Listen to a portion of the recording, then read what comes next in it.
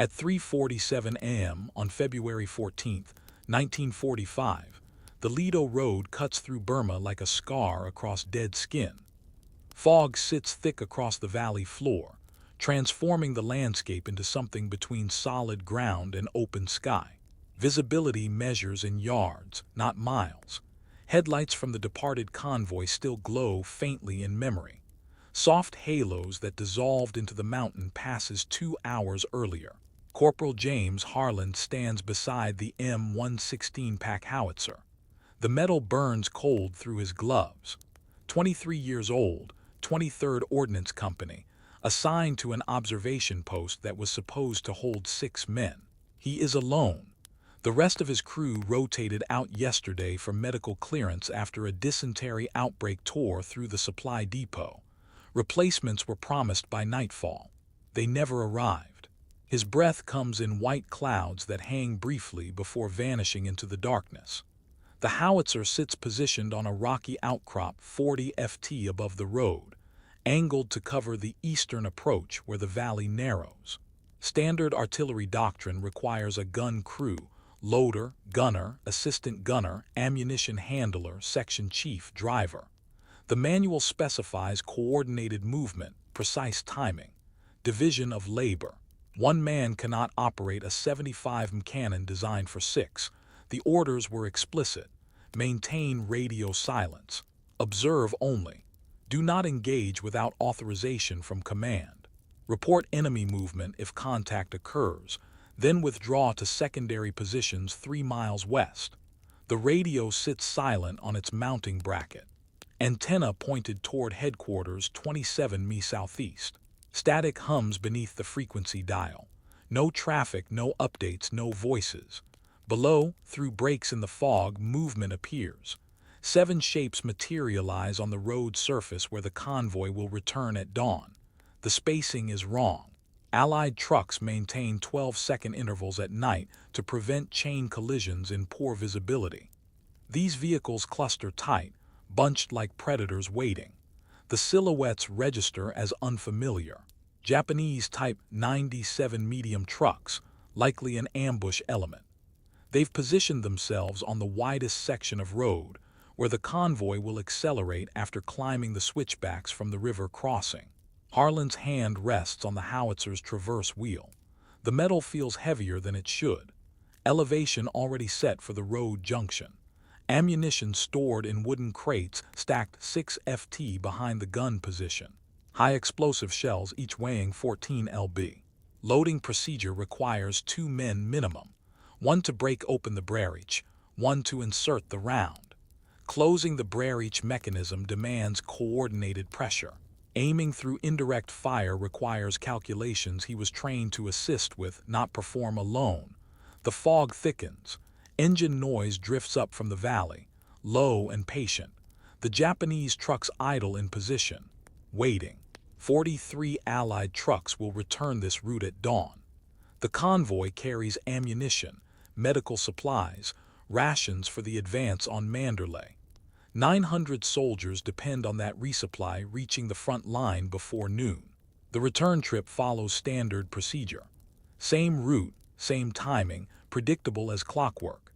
Safe passage assumed because observation posts like this one are supposed to spot threats before they develop into contact. The manual says nothing about what to do when you're the only person standing between an ambush and 43 trucks full of soldiers who trust the road is clear. Harlan looks at the howitzer, then at the road, then at his hands. The traverse wheel turns under his palm, cold steel against cold steel. The barrel shifts 1 degree east. James Harlan grew up in Akron, Ohio, where rubber met steel and industrial rhythm measured time in shifts. His father maintained turbines at the Goodyear plant, massive rotating systems that powered conveyor belts and vulcanizing presses. The factory operated 24 hours, 365 days. Downtime meant lost production. Lost production meant layoffs. Harlan spent his evenings in the machine shop after school ended. No formal apprenticeship, just observation and repetition. He learned to read vibration patterns in rotating equipment by placing his hand against housing units, feeling irregularities through metal casings. His father taught him that precision and timing could prevent catastrophic failure. A bearing worn 20,000 of an inch out of tolerance would destroy itself within 48 hours. The turbine didn't announce problems. It whispered them through temperature shifts and harmonic changes only careful attention could detect. He enlisted in 1943. 18 years old, high school diploma, no college prospects. The recruiter offered infantry placement. Harland requested ordnance, not from any desire for glory or heroism, but because ordnance meant mathematics, ballistics tables, trajectory calculations, the engineering of sustained firepower. Artillery was mechanics applied to destruction. He understood mechanics.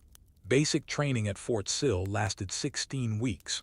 Harlan absorbed the manual doctrine without commentary. Loading procedures, firing sequences, maintenance protocols. Other recruits asked questions, sought clarification, debated methodology. Harlan processed information silently, converting tactical instruction into mechanical equations. His scores ranked adequate but unremarkable. Instructors noted competence without distinction. Transferred to the 23rd Ordnance Company placed him with supply route protection details in the China-Burma-India theater. The assignment carried no prestige. Ordnance units operated behind frontline infantry, maintaining weapons systems and securing logistics corridors. Harlan treated artillery pieces the way he once maintained turbines. He checked barrel temperature with his palm after firing sequences, monitoring heat dissipation rates. He listened to recoil mechanisms for irregularities, others missed, timing variations, hydraulic pressure inconsistencies, spring tension degradation. Cleaning followed the same methodical pattern his father used on turbine housings. Disassemble, inspect, clean, lubricate, reassemble, find calm in repetition and exactitude. Other soldiers saw cannons as tools for destruction, instruments of violence requiring only basic function. Harlan saw precision equipment demanding respect and understanding. A howitzer poorly maintained would fail at the worst possible moment. Murphy's Law applied universally. What can fail will fail, and usually under maximum stress. During briefings, he rarely spoke. Officers outlined patrol routes, supply schedules, threat assessments. Harlan absorbed information without commentary, mapping variables in his head. Convoy timing, road conditions, weather patterns, enemy movement probabilities. His sergeant once remarked that Harlan had the personality of a dial indicator, accurate, unemotional, reliable.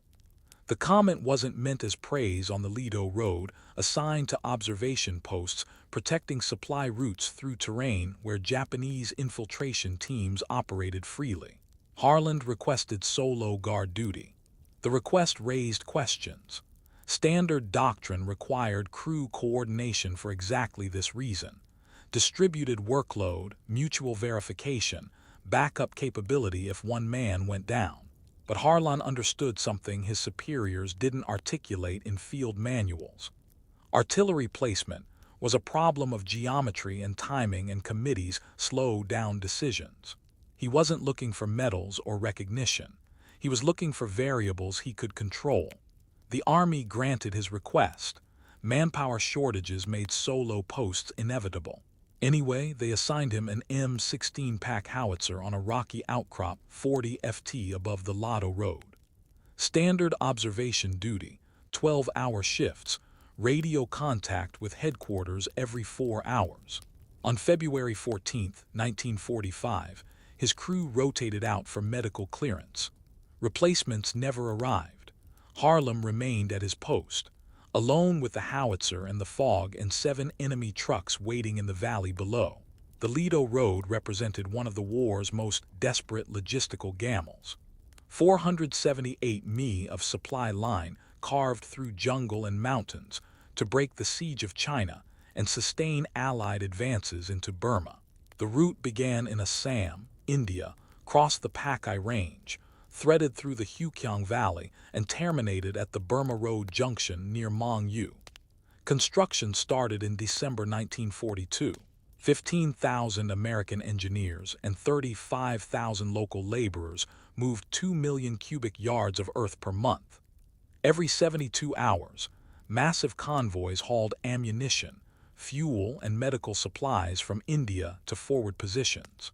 The trucks moved through terrain where landslides buried roadways. Mechanical failure stranded vehicles in monsoon conditions, and enemy ambush could sever the entire supply chain. Engineers calculated that losing a single convoy would delay operations by 5 to 8 days. 5 to 8 days allowed Japanese forces to regroup, fortify defensive positions, and redistribute their own dwindling resources. The schedules were unforgiving. Convoys departed on exact timmets regardless of weather, mechanical status, or intelligence reports. Trucks moved in darkness to avoid air reconnaissance, navigating switchbacks where visibility measured in feet, and a single stalled vehicle could block the entire route for hours. Drivers maintained 12-second intervals between vehicles. Too close meant chain collisions. Too far meant vulnerability to isolation and ambush. Each convoy carried enough ammunition to support 3 infantry battalions for a week of sustained combat. The mathematics were brutal and precise. 43 trucks, each loaded with 12 tons of critical supplies, moving through territory where Japanese special operations teams routinely destroyed bridges and mined roadways. The cargo manifests read like industrial inventories: 75mm shells, 50 caliber ammunition, diesel fuel in 50-gallon drums, morphine curettes, penicillin vials, creations, water purification tablets, replacement rifle barrels, radio batteries. Artillery emplacements were positioned at vulnerable points along the route, river crossings, where bridges became choke points, blind curves where forward visibility collapsed to nothing, valley approaches, where ambush was statistically most likely. These positions operated with minimal crews due to manpower shortages across the entire theater. Standard doctrine called for 6-man artillery teams. Reality delivered 2 or 3 soldiers per position, sometimes fewer, when illness or rotation schedules created gaps. The system relied on radio networks and predetermined fire zones. Observation posts reported movement. Command authorized engagement. Artillery crews executed fire missions. The chain functioned because it followed predictable patterns. Predictability created efficiency. Convoys knew when to move. Artillery knew when to watch. Supply depots knew when to expect deliveries. Predictability also created vulnerability. One section of the Lado Road, a 3-mile stretch through fog-prone valleys near the Burma border, had become statistically anomalous. Intelligence officers tracked patterns the way actuaries tracked risk. 3 convoys had reported engine trouble in that sector over the previous 2 weeks. 2 had encountered unexplained delays. Vehicles stopping without mechanical justification. Drivers reporting unease. Movement observed in tree lines that disappeared before confirmation. Intelligence suggested Japanese reconnaissance. Radio intercepts indicated increased enemy communications in the region. Local informants reported unfamiliar truck movement at night.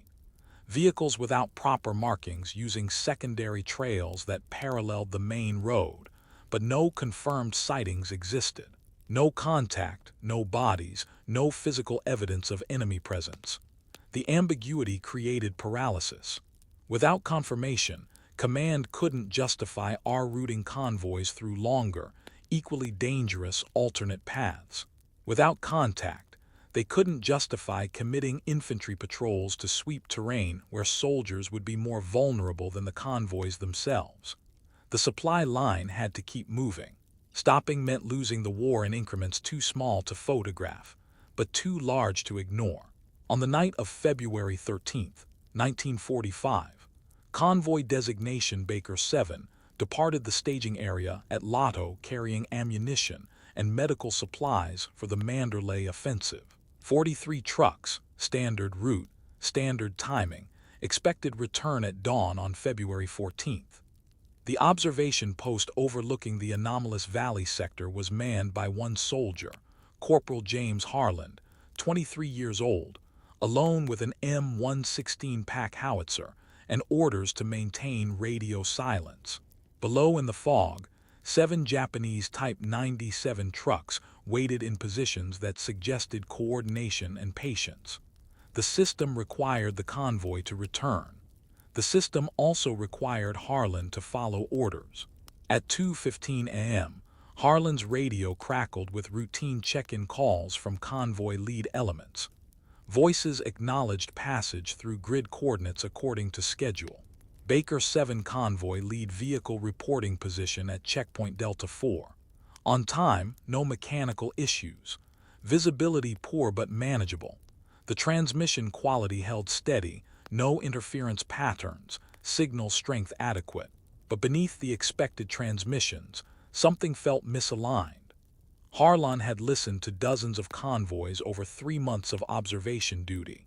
He knew the rhythm of routine the way his father knew turbine harmonics, not through conscious analysis, but through accumulated pattern recognition.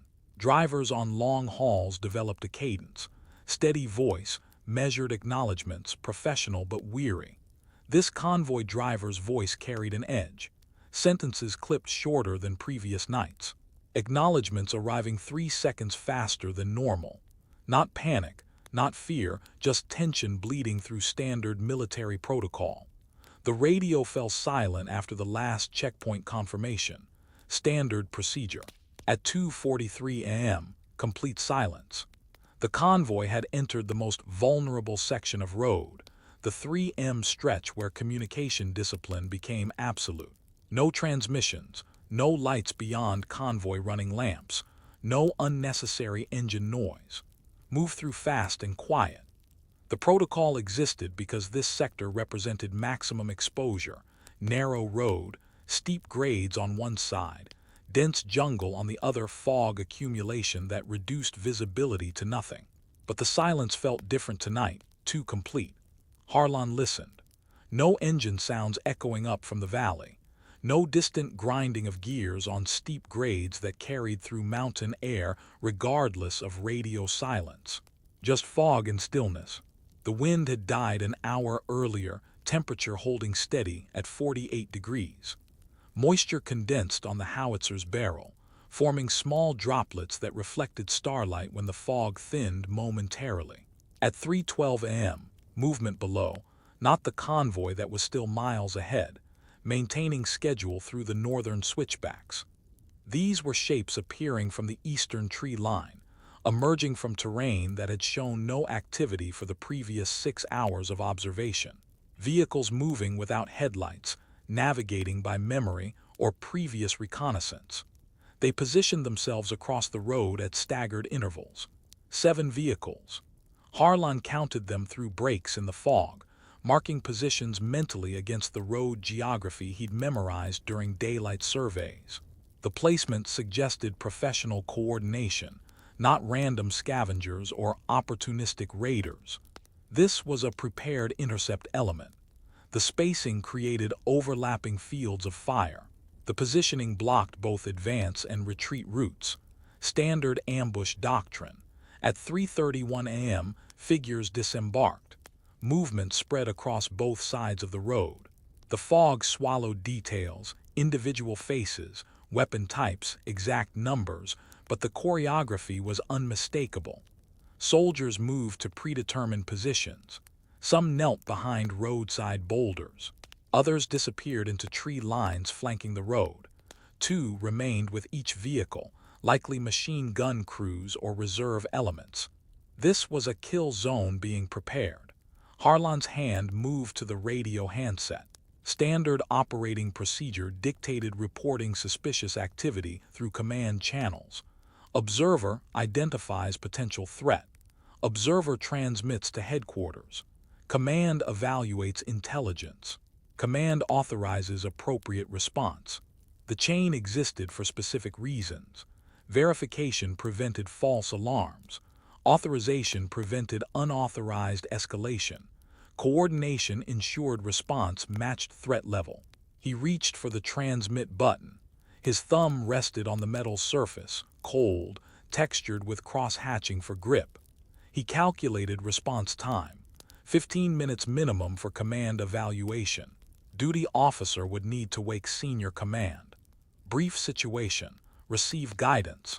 Another 20 minutes for authorization to engage. Confirming target identity. Reviewing rules of engagement, coordinating with adjacent units. Additional time for a relief crew to arrive at his position, assuming one was available. Total time 45 to 60 minutes. The convoy would return through this section at dawn in 90 minutes. Harlan released the transmit button without pressing it. He reached for it again at 3:38 a.m. Same calculation, same arithmetic, same problem. The system required following protocol. The protocol required time. The convoy didn't have his hand returned to the howitzer's traverse wheel. Below in the fog, the kill zone waited. Patient, professional, ready. Would you have made the call? Standard operating procedure for solo artillery positions was absolute. Observe and report. Maintain defensive posture only. Engage exclusively under direct authorization from command. The logic was sound, built on decades of military doctrine and hard experience. A single operator could not sustain accurate fire. Risk of ammunition waste. Risk of position compromise. Risk of friendly fire incidents. Risk of tactical misidentification. Harlan understood the doctrine. He'd memorized the field manual during training, absorbed the reasoning during briefings, followed the protocols for 3 months without deviation. He also understood the mathematics of the situation developing below. 7 trucks positioned in a textbook L-shaped ambush formation. Japanese infantry deployed in concealed positions along both flanks of the road. A convoy route with 0 alternative paths. The switchbacks behind prohibited our routing. The terrain ahead funneled traffic through this exact valley floor. The ambush element had chosen the location with precision. Maximum exposure, minimum escape options. By the time authorization came through proper channels, the ambush would be triggered. The convoy, 43 trucks, roughly 430 men, would be fighting through a kill zone designed for maximum casualty infliction. First vehicles hit with concentrated fire to block forward movement. Last vehicles hit simultaneously to prevent retreat. Middle elements caught in sustained machine gun crossfire with no cover except their own vehicles, which were loaded with ammunition. Harlan ran the numbers. A 75 BUI howitzer required 4 men for sustained fire, loader to handle shells from storage to breach, gunner to aim and fire, assistant gunner to set fuses and prepare ammunition, ammunition handler to maintain supply flow and communicate with command. The division of labor wasn't arbitrary. It was engineering applied to human capability under stress. One man could physically perform all functions. Move from ammunition crate to breech, load the 14 lb shell, close the breech mechanism, adjust elevation and traverse, pull the firing lanyard, reopen the breech, extract the spent casing, repeat, but the cycle time would be catastrophic. 15 seconds minimum between rounds if everything went perfectly. More likely 25 seconds accounting for physical movement between stations, fumbling under stress. The inevitable mistakes that happened when one person tried to do the work of 4 against prepared infantry with machine gun positions. That meant high probability of counter fire. Japanese doctrine trained soldiers to identify artillery positions by muzzle flash and immediately suppress them. Harlan would get perhaps 3 rounds before concentrated fire forced him to abandon the position or die at his post. Position overrun within minutes, but 7 trucks weren't infantry. They were thin-skinned logistics vehicles, canvas covering wooden frames, no armor, probably carrying ammunition for the ambush itself, additional machine gun belts, grenades, perhaps mortars for sustained engagement. Stationary targets in a confined space bunched together because the road geometry forced tight grouping. Range 840 wide. Wind negligible. The valley's topography created dead air. Temperature 48 degrees, cold enough to slightly increase propellant efficiency. Trajectory calculations simplified by stationary targets. He had 6 high explosive rounds immediately accessible in wooden crates behind the gun position. More stored farther back, but 6 represented his practical ammunition supply for solo operation. The howitzer was already roughly oriented toward the road. Minor traverse adjustment required. Elevation set during previous calibration exercises. Firing alone violated every regulation in the artillery field manual. Every safety protocol developed through trial and catastrophic error. Every principle of coordinated artillery operations built on lessons written in blood across 2 world wars. Not firing meant watching men die, because he followed procedures designed for different circumstances. Procedures that assumed crew availability, command communication, tactical support that didn't exist at 3:47 a.m. on a foggy outcrop in Burma. Harlan's hand moved to the traverse wheel, not from courage, not from heroism or glory-seeking or dramatic sense of destiny, from the same instinct that once made him shut down a Goodyear turbine 3 minutes before catastrophic bearing failure. Despite the production schedule demanding it stay online, the vibration pattern was wrong. The numbers didn't match expected performance. Shutting down cost the plant 6 hours of production. Not shutting down would have destroyed the turbine and possibly killed the crew working nearby. His supervisor had been furious until the Taron revealed the bearing race cracked through 80% of its circumference. Some equations didn't balance on paper. They balanced in the moment when you had to choose between the system as designed and the system as it actually existed. Harlan adjusted the traverse 2 degrees east. The barrel shifted with hydraulic smoothness.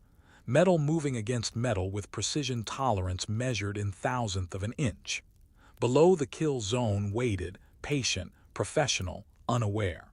At 3:52 a.m., Harlan made his first correction to the howitzer's elevation. No fire direction calculations, no spotter assistance, no trigonometric tables or range cards, visual estimation and mechanical intuition. The same process he'd used to diagnose turbine problems in darkness when instruments failed. The barrel shifted incrementally. Small adjustments, precise movements. He moved to the ammunition crates stacked 6 ft behind the gun position. Wooden construction, rope handles, stenkled markings indicating shell type and lot number, high explosive. He lifted the first shell. 14 lb of steel casing and explosive compound carried it to the bravery. No wasted motion. Each action flowing into the next like steps in a machining sequence performed 1,000 times. The bravery mechanism opened with hydraulic smoothness. He inserted the shell, feeling its seat against the rifling lands. Closed the bravery. The mechanism locked with metallic finality that seemed impossibly loud in the fog-muffled silence. Steel against steel, tolerances measured in thousandth of an inch, engineering precision applied to destruction. He checked alignment one final time, hand on the firing lanyard, cold metal wrapped around his palm. The lanyard extended 3 ft from the breech mechanism, standard safety distance to protect the gunner from recoil. He pulled. The concussion slapped through the valley, sound traveling at 0.0 ft per second through cold air. The howitzer recoiled backward 6 ft. Hydraulic pistons absorbing kinetic energy. Carriage wheels rolling against the rocky outcrop. Flame erupted from the muzzle. A brief bloom of orange-white light that illuminated the fog for half a second before vanishing. 840 yards downrange, the first shell impacted 15 ft from the lead truck. Close enough.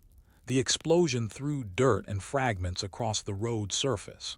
Not a direct hit, but sufficient to confirm range and trajectory. Harron was already moving, back to the ammunition crates. Second shell 14 lb lifted, carried, loaded, breech closed. Minor elevation adjustment 2 degrees down to compensate for the first round's impact point. Traverse unchanged. He pulled the lanyard. This one struck true. The truck erupted in orange flame that turned fog into glowing amber. Secondary explosions followed. Ammunition cooking off. Fuel tanks rupturing. Metal fragments spinning outward through superheated air. Figures scattered from positions along the roadside. Dark shapes moving fast, abandoning cover, running for the tree-in. Third round, fourth, fifth. Each shell required him to perform the work of 4 men. Loading 90 lb projectiles from crate to breech. Traversing the gun to track shifting targets. Checking alignment through the fog. Firing, extracting spent casings, starting again. His hands moved with factory precision. No panic, no hesitation, no heroic narrative playing in his head. Just the rhythm of mechanical work, executed under impossible conditions. Lift, carry, load, close, aim, fire, extract, repeat. The fourth round hit the second truck. Flame and smoke. The fifth round caught a cluster of infantry attempting to regroup near the third vehicle. The sixth round impacted between 2 trucks, disabling both through fragmentation and overpressure. By the 6th round, 3 trucks were burning fully. 2 more showed visible damage listing on destroyed axles. The remaining 2 sat abandoned. Drivers and crew fled. Japanese infantry retreated into the terrain under fire they couldn't locate through the fog and darkness. Artillery from an elevated position. Single gun, unknown crew size, unknown ammunition supply. The tactical calculation favored withdrawal. Harlan loaded the 7th shell, his last immediately accessible round. More ammunition existed in secondary storage 30 ft behind the position, but retrieval would take minutes he might not have if the enemy attempted counter-fire or infantry assault. He held position for 30 seconds, watching for movement through the dissipating smoke and fog, listening for engine sounds, voices, weapon bolts cycling. Nothing, just the crackle of burning trucks and the hiss of ruptured fuel lines. He secured the howitzer, traverse locked, elevation set to neutral, breech mechanism closed, standard post-fire procedures. The entire engagement lasted 4 minutes. Below the road was clear. 7 trucks either destroyed or abandoned. Flames consuming canvas and wood. Metal chassis glowing red in places where fire concentrated. The ambush element scattered into terrain where pursuit was impossible and unnecessary. Harlan picked up the radio handset. The frequency still set to headquarters channel. He pressed the transmit button. Static hissed for half a second before his voice cut through. Position Sierra 9. Hostile vehicles neutralized. Convoy route secure. He released the button. The radio returned to silence. Above, the first gray light of dawn began filtering through the fog. The convoy would arrive in 40 minutes. Did the manual cover this? At 5:17 a.m., 43 trucks rounded the final curve approaching the valley section. Headlights cut through thinning fog, illuminating road surface and tree line in overlapping cones of yellow light. The convoy maintained formation, 12-second intervals, steady speed, drivers alert but not alarmed. Standard return route, standard timing. No intelligence reports indicated elevated threat. The convoy commander rode in the lead vehicle, scanning terrain through breaks in the fog.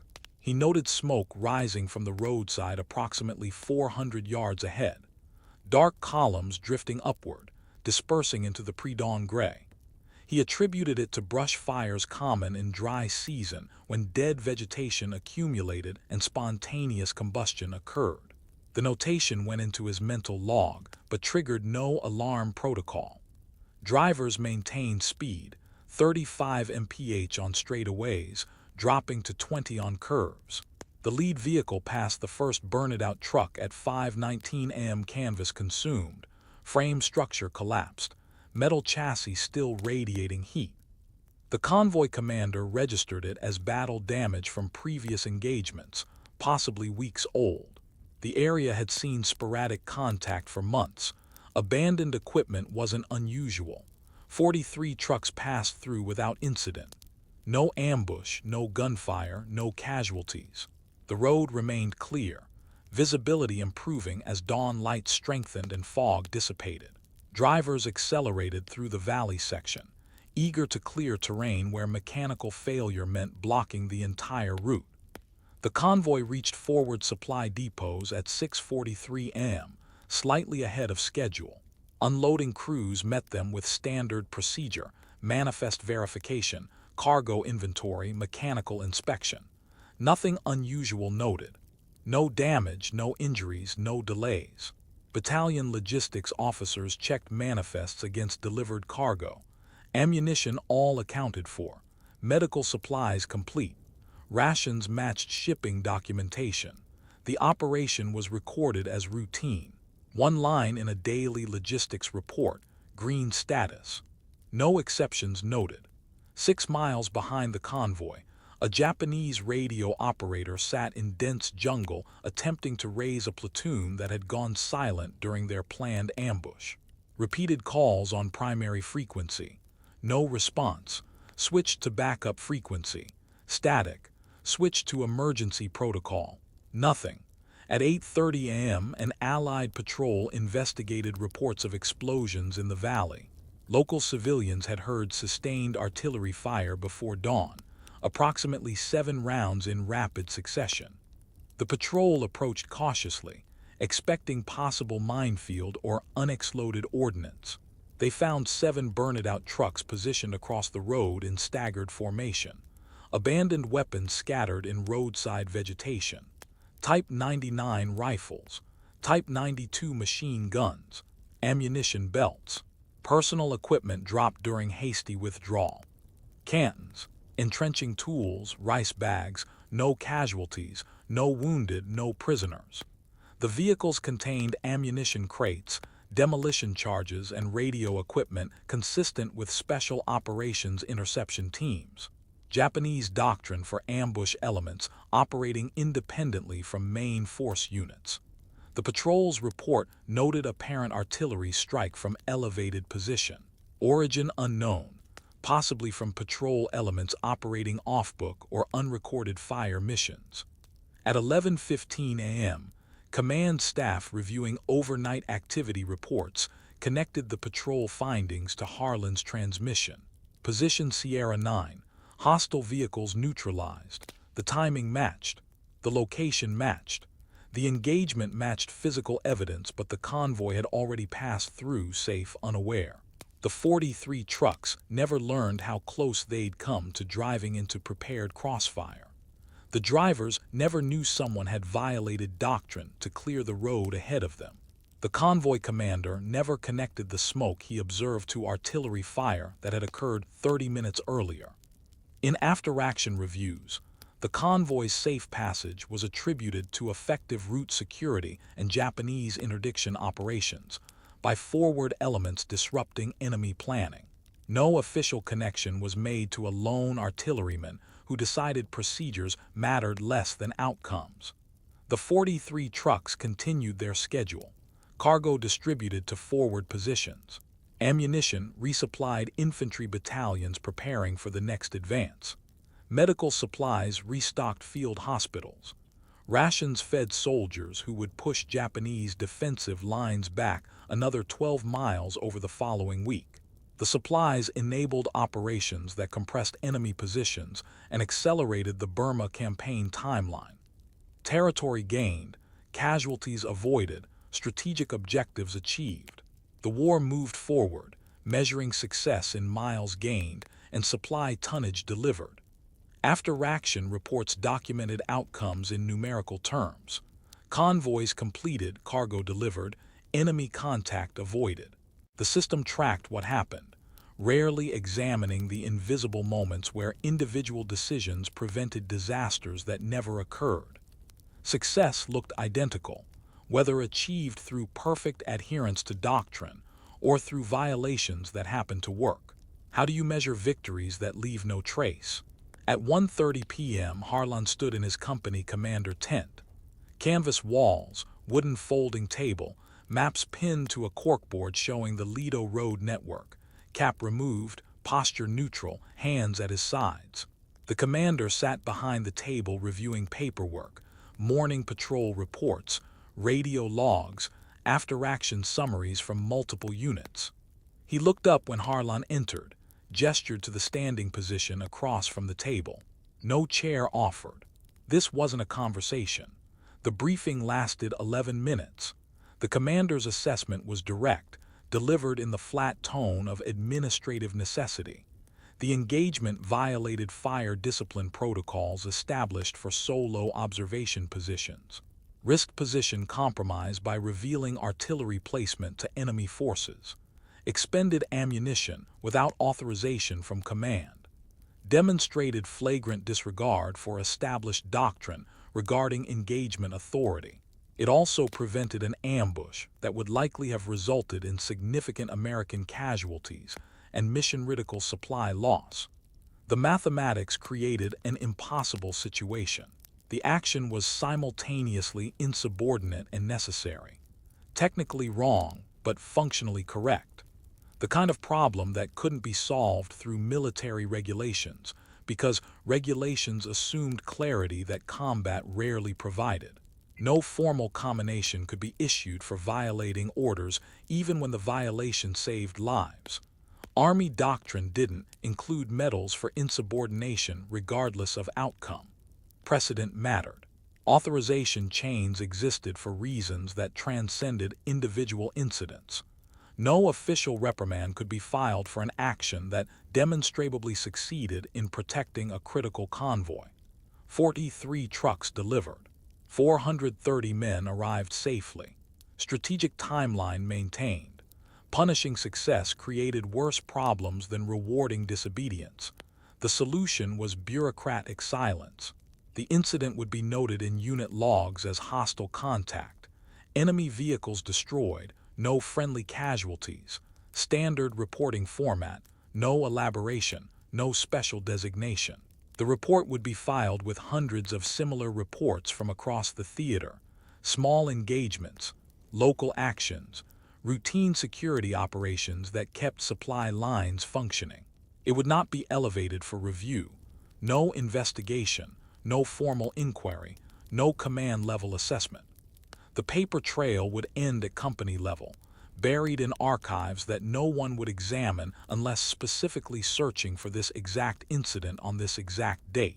Harlan would receive neither medal nor court-martial. He would continue solo guard duty on the Lido Road observation posts, rotation schedule unchanged, assignment parameters unchanged. The official record would show continuous service without disciplinary action or commendation, but there was an unofficial understanding. His judgment regarding threats was trusted, even if it couldn't be formally endorsed. The commander wouldn't explicitly authorize future violations of protocol, but he wouldn't assign another soldier to replace Harlan on positions where independent decision-making might prove necessary. The commander closed the briefing with a single statement. Next time, try to call it in first. Not an order, not a reprimand, just a suggestion that acknowledged the reality. Both men understood there might not be a next time, and if there was, Harlan would do exactly what the situation required, regardless of what protocol dictated. Harlan returned to his position that evening. The howitzer sat where he'd left it, secured and waiting. He cleaned it with his usual methodical precision, disassembled the breech mechanism, inspected the barrel for stress fractures, cleaned carbon deposits from the chamber, lubricated moving parts, reassembled everything to specification. He prepared for another night of observation, ammunition restocked, radio checked, field of fire confirmed, temperature dropping toward another foggy dawn. He felt neither vindication nor guilt. The trucks had passed safely. The convoy delivered its cargo. The system continued functioning. That was the only measurement that mattered. In his jacket pocket, he carried a note delivered that afternoon through informal channels. No name, no return address, just handwriting on torn paper. Don't know who you are, but 30 guys owe you a beer. Harlan never collected. He didn't drink, and he wasn't interested in explanations that required retelling decisions that seemed to him simply mechanical. You see a problem, you identify the solution, you execute the solution, you move on to the next problem. Recognition didn't improve the howitzer's accuracy. Gratitude didn't change ammunition supply. Words didn't affect convoy schedules or enemy movements or the fog that settled every night across the valley floor. The work continued. The observation post remained operational. The road stayed open. Above, stars appeared through breaks in the cloud cover. Below, the road stretched empty and dark. Somewhere in the distance, another convoy was forming up, preparing for another run. Through territory where the difference between survival and catastrophe measured in seconds and yards and decisions made by people whose names would never appear in histories. The war moved through its machinery. Soldiers drove trucks. Artillery crews manned positions. Supply chains functioned. The system operated because individuals made it operate moment by moment, decision by decision. Do systems reward the right choices or just the documented ones? War remembers its charges and its last stands. Beach landings photographed from landing craft. Aerial duels captured in gun camera footage. Infantry assaults documented in after-action reports that become historical narrative. The dramatic moments that fit cleanly into chronologies and Medal of Honor citations. It rarely remembers the turbine mechanics who kept systems running when procedures stopped making sense. James Harlan returned to Akron in 1946, discharged with standard separation papers, no fanfare, no parade. He resumed work in industrial maintenance at the same Goodyear plant where his father still maintained turbines. Different shift, same machinery, same problems of vibration analysis and bearing tolerance and knowing when to shut down production, because continuing meant catastrophic failure. He never discussed Burma with anyone outside his immediate family. No war stories, no reunions, no Veterans Hall meetings where men compared campaigns and refought battles across spearsting tables. When asked about his service, he said he maintained artillery in the China-Burma-India theater. Technically accurate. Conversation moved on. His military records contain a single notation about unauthorized weapons discharge on February 14, 1945, filed without elaboration. No recommendation for court-martial. No commendation. Just a line in a personnel file that eventually transferred to microfilm, then to digital archives, then to storage facilities where records wait for researchers who never come looking. The convoy he protected never knew his name. The drivers who passed through the valley at dawn saw burned-out trucks and kept moving. Standard procedure. The road was clear. That was sufficient information. The soldiers who reached forward positions supplied by those trucks never imagined a lone artilleryman violating doctrine to clear their path. They received ammunition and medical supplies and rations. They advanced another 12 mi. They engaged enemy positions. They sustained casualties and inflicted casualties and measured success in terrain captured and strategic objectives achieved. The system worked. The supplies arrived. The campaign progressed. But the Lido Road kept flowing because somewhere in the margin between regulation and reality, individuals made calculations that systems cannot account for, deciding that precision matters more than procedures, that outcomes justify improvisation, that sometimes the right action is the unauthorized one. Harlan understood something fundamental about complex operations. They function not because everyone follows rules perfectly, but because certain people know when rules stop serving their purpose. When doctrine becomes obstacle rather than guidance. When waiting for authorization means accepting disaster, because the system requires permission to prevent catastrophe. He treated war like he treated turbines, as a system requiring constant attention, immediate response to emerging problems, willingness to shut things down when continuing meant catastrophic failure. The machinery didn't care about regulations. It cared about tolerances and timing, and whether the person responsible understood the difference between following procedures and achieving objectives. Wars are won by logistics, by supply chains maintained across impossible terrain, by convoys arriving on schedule, by ammunition reaching forward positions before soldiers run out, by medical supplies arriving before wounded die, by fuel deliveries sustaining advanced tempo faster than enemy can regroup. The machinery of war requires thousands of decisions made by people whose names never appear in official histories. Truck drivers navigating mountain roads in darkness, radio operators maintaining communication through atmospheric interference, artillery crews protecting supply routes from observation posts where doctrine assumed crew availability that reality never provided. The question isn't whether you would have pulled the trigger. The question is whether you would have trusted your own judgment when every regulation told you to wait, when every procedure demanded authorization, when following orders meant watching disaster unfold because you lacked permission to prevent it. Most people never face that choice. They operate within systems that function normally, where procedures align with circumstances, where regulations anticipate the situations they're designed to address.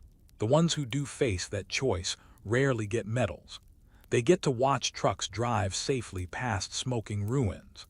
They get to see supplies reach soldiers who will never know someone broke the rules to keep them alive. They get to return to normal life, carrying the quiet knowledge that when it mattered they calculated correctly. That's the legacy. Not glory, not recognition, not official commendation or historical footnote. Just the turbine still running because someone understood when to trust precision over protocol.